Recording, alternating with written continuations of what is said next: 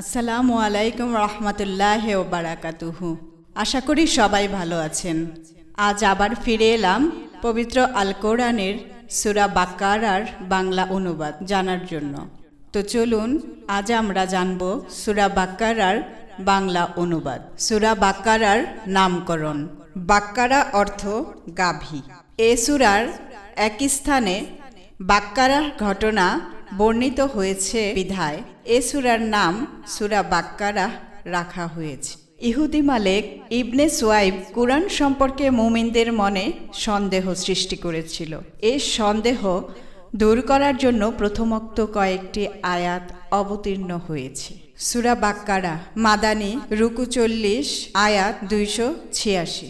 বিসমিল্লাহির রহমানির রহিম। পরম করুণাময় ও দয়ালু আল্লাহর নামে। আলিফ লাম মিম। এটা এমন কিতাব যাতে কোনো সন্দেহ নেই।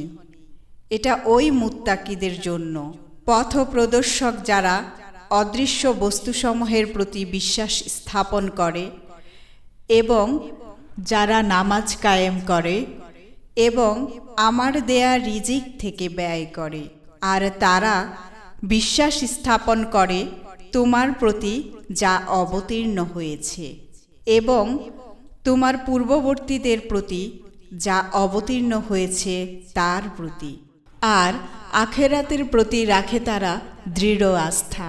ওরাই তাদের রবের নিকট থেকে প্রাপ্ত হেদায়েতের উপর রয়েছে এবং তারাই সফলকাম।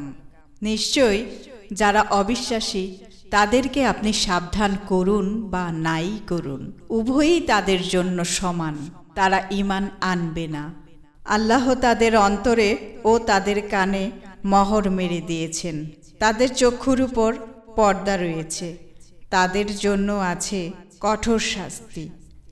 আর মানুষের মধ্যে এমন লোকও রয়েছে যারা বলে, আমরা আল্লাহ ও পরকালের প্রতি ঈমান আনয়ন করেছি।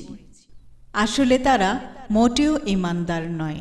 বয়ানুল কোরআনে আয়াত 8 সম্পর্কে বলা হয়েছে, হযরত আলী রাদিয়াল্লাহু মুনাফিক সর্দার আব্দুল্লাহ ইবনে উবাই ও তার সাথীদেরকে বললেন, তোমরা আল্লাহকে ভয় করো এবং মুনাফিকি পরিত্যাগ করো। বাহ্যত মুসলমান আর অন্তরে কুফরি। এটা অত্যন্ত জঘন্য। উত্তরে সে বলল, হে আবুল হাসান, আমাদের প্রতি আপনি এমন ধারণা পোষণ করেন? আমরা তো মুসলমান, আমরা তো আল্লাহ ও রাসূলের প্রতি বিশ্বাস রাখি।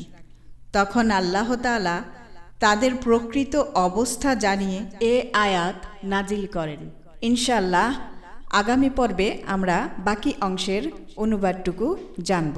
ততক্ষণ পর্যন্ত আমাদের পাশেই থাকবেন। আর চ্যানেলটি যদি সাবস্ক্রাইব না করে থাকেন তাহলে অবশ্যই এখনই সাবস্ক্রাইব করে নিন। আর ভালো লাগলে লাইক করবেন এবং বেশি বেশি শেয়ার করবেন। আল্লাহ হাফেজ।